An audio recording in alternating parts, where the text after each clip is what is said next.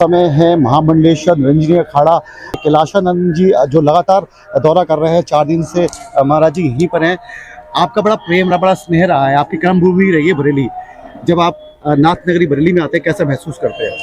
मुझे लगता है बरेली, क्योंकि मैं यहाँ बहुत समय बिताया और मेरा एक ऐसा मान सकते हैं कि बचपन का जो प्रारंभिक दौर था वो हमने बरेली से प्रारंभ किया और वो पूरा श्रेय अनिल शर्मा जी को जाता है। मेरे बहुत प्रिय हैं ये।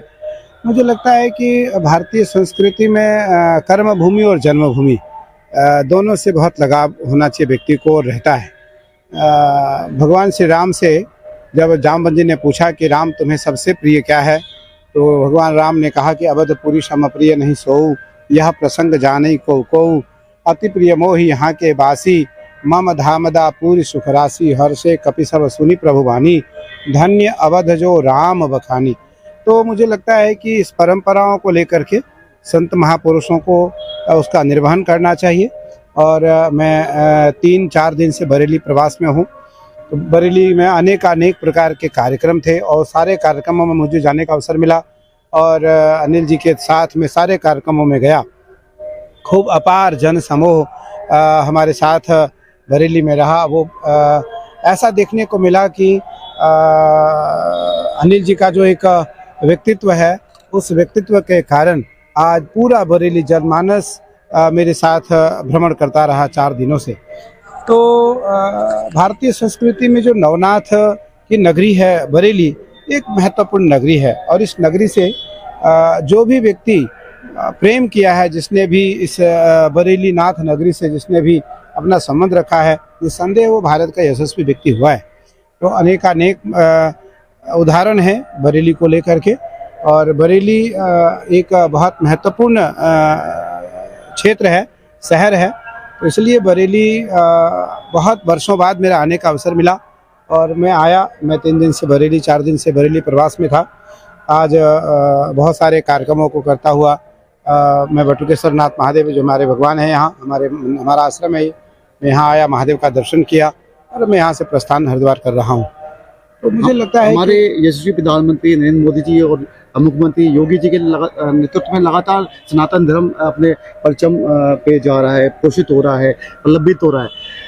क्या कहेंगे आप उनके नेतृत्व में जो कार्य हो रहे हैं, चाहे वो बनारस का कॉरिडोर हो, काशी विश्वनाथ का कॉरिडोर हो, अयोध्या मंदिर का शिलान्यास हो, चाहे केदारनाथ का जीर्णोद्धार हो? मैं एक बहुत बड़ी संस्था का संचालन करता हूँ, बड़ी संस्था का आचार्य हूँ। मुझे लगता है भारतीय संस्कृति में पहली बार अहिल्याबाई होलकर के बाद देखने को मिला कि जितने हमारे पौराणिक मंदिर हैं, प्राचीन मंदिर हैं, उसका जीर्णोद्धार आदरणीय प्रधानमंत्री नरेंद्र मोदी जी ने किया है और कर रहे हैं। अभी 11 तारीख को, इसी 11 तारीख को महाकाल मंदिर उज्जैन का महाकाल का लोकार्पण था। मैं उसका प्रमुख साक्षी के रूप में उपस्थित था वहाँ, और प्रधानमंत्री जी हम सब साथ थे। मुझे लगता है कि काशी विश्वनाथ हो, राम जन्मभूमि अयोध्या हो, केदारनाथ जी का धाम हो, बद्रीनाथ जी हो और विंध्यवासिनी हो, इन 5 जगहों पर अभी हजारों करोड़ के प्रोजेक्ट काम चल रहा है। यह काम प्रधानमंत्री नरेंद्र मोदी जी के अलावा और किसी के अधिकार क्षेत्र में भैया बस में नहीं था, क्योंकि इसके लिए केवल धन की आवश्यकता नहीं है, दिल की भी आवश्यकता है और श्रद्धा की भी आवश्यकता है, निष्ठा की आवश्यकता है। इसलिए प्रधानमंत्री नरेंद्र मोदी जी को हम सभी साधु मानते हैं, क्योंकि मेरे बहुत प्रिय हैं, वो मुझसे बहुत स्नेह है उनका, और वो साधु हैं, वो महात्मा है, संत हैं। उन्होंने अपने घर को नहीं देखा, स्वयं को नहीं देखा, स्वयं की दिनचर्या को नहीं देखा और स्वयं की जो शारीरिक व्यवस्था उसको उन्होंने देखा। उन्होंने राष्ट्र को सर्वोपरि माना है, परंपराओं को सर्वोपरि माना है। इसलिए भारत के सभी श्रेष्ठ साधु संतों का, भारत के सभी श्रेष्ठ भक्तजनों का, भारत के सभी श्रेष्ठ सनातनियों का आशीर्वाद, स्नेह और शुभकामना उनके लिए सतत बना रहता है।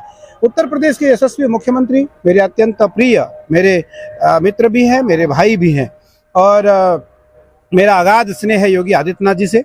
योगी आदित्यनाथ जी बहुत कर्मठ हैं और योगी आदित्यनाथ जी के समय में उत्तर प्रदेश में सनातन को लेकर के, धर्म को लेकर के और परंपराओं को लेकर के जो आज हमारी बहुएं हैं, हमारी बेटियां हैं, हमारी बहनें, हमारी माताएं हैं, ये आज निर्द्वंद भाव से बिना भय मुक्त ये भारत में भ्रमण, उत्तर प्रदेश में भ्रमण करती हैं। किसी प्रकार का कोई भय नहीं है और ये भय मुक्त हैं। मुझे लगता है कि उत्तर प्रदेश में यह परिस्थिति सदियों बाद आई होगी, सदियों बाद आई होगी, क्योंकि मैं उत्तर प्रदेश में ही रहा और मेरा उत्तर प्रदेश से ही सारा जीवन प्रारंभ हुआ।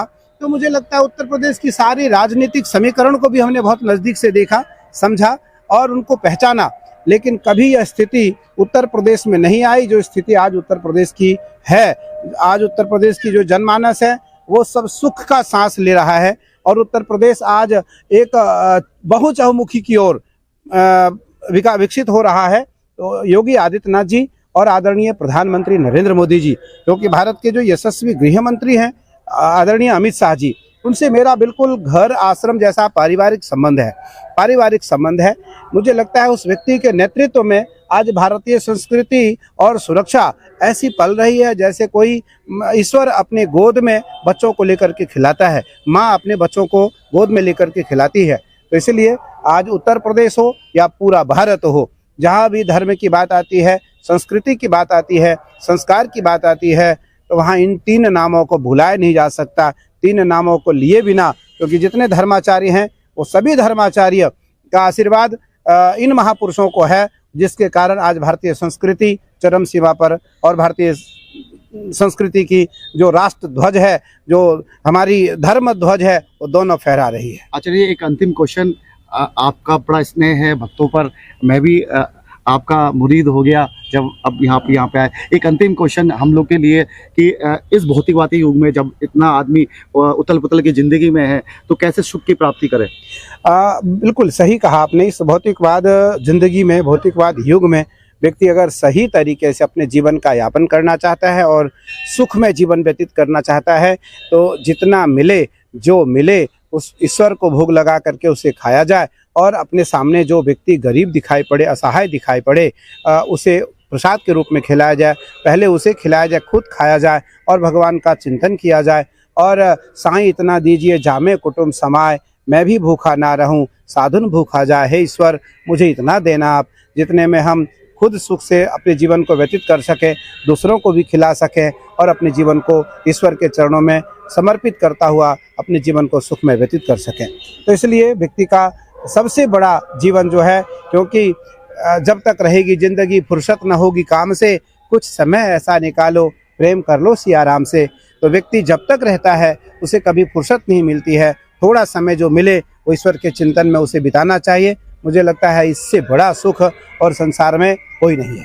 तो आवाज़ इंडिया की तरफ से आपका बहुत बहुत धन्यवाद कि हमें आपने समय दिया। तो ये थे हमारे साथ महामंडलेश्वर कैलाशानंद गिरी जी और मैं आवाज़ इंडिया के लिए बर्री से अमित वर्मा।